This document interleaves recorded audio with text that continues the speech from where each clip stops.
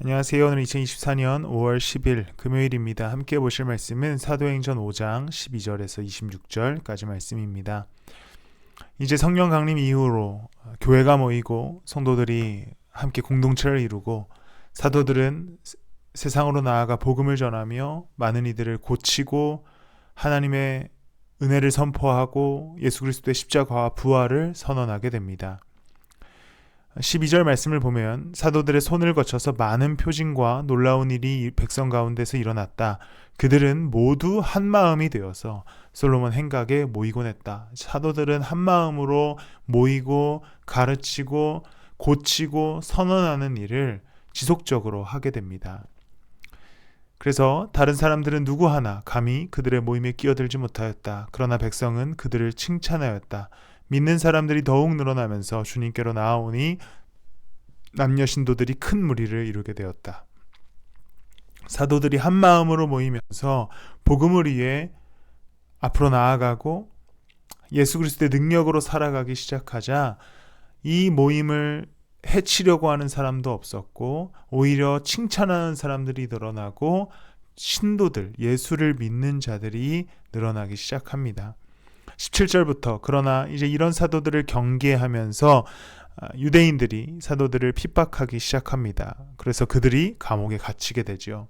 그런데 하나님의 능력으로 그들이 감옥에서 나오게 되고 여전히 동일하게 복음을 전하는 일에 뛰어들게 됩니다. 그때 어떤 사람이 와서 그들에게 일렀다. 보십시오, 여러분이 옥에 가둔 그 사람들이 성전에 서서 백성들을 가르치고 있습니다. 그러니까 분명히 옥에 가뒀는데 이 사람들이 여전히 성전에 서서 백성들을 가르칩니다. 그래서 경비대장이 경비대원들과 함께 가서 사도들을 데리고 왔다. 그러나 그들은 백성들이 돌로 칠까 봐 두려워서 폭력은 쓰지 않았다.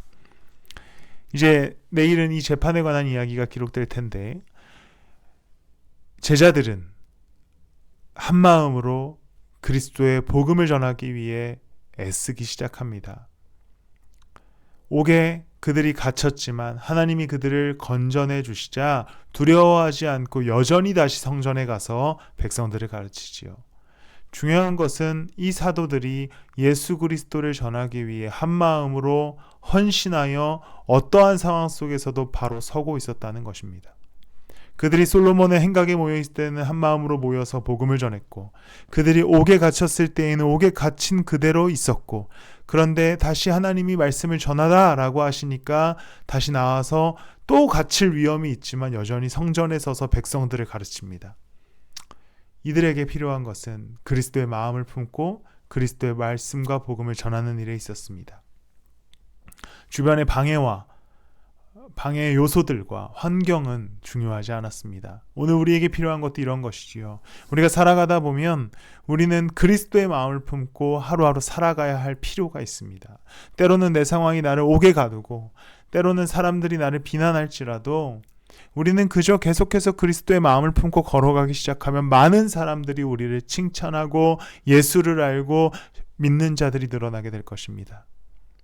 여전히 우리는 복음에 머물러 그리스도를 따라가기를 소망합니다. 기도하겠습니다. 하나님, 사도행전에서 사도들이 한 마음을 품고 복음을 들고 세상으로 나아간 것처럼 우리도 세상의 마음이 아니라 그리스도의 마음을 품고 세상으로 나아가 복음을 전하는 자들, 예수 그리스도를 따라가는 자들 되게 하여 주시옵소서.